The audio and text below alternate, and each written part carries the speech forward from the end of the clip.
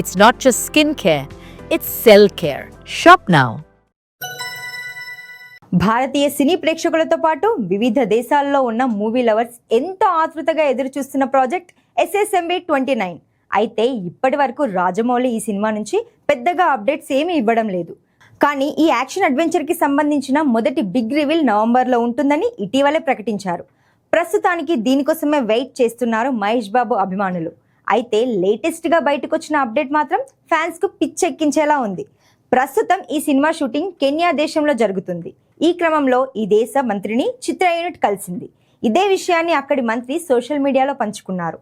120 మందితో కూడిన రాజమౌళి టీం తూర్పు ఆఫ్రికా అంతటా పర్యటించి ఫైనల్గా తమ సినిమా కోసం కెన్యాను ఎంచుకుంది.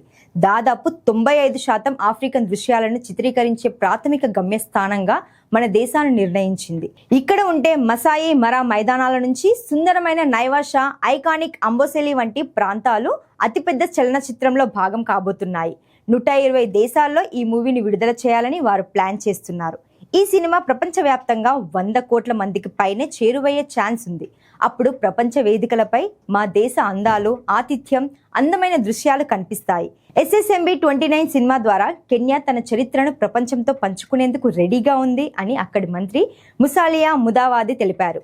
అయితే 120 దేశాలు 100 కోట్ల మందికి రీచ్ అయ్యేలా జక్కన్న ఈ సినిమాను ప్లాన్ చేస్తుండటంతో ఫ్యాన్స్ ఫుల్ హ్యాపీగా ఉన్నారు.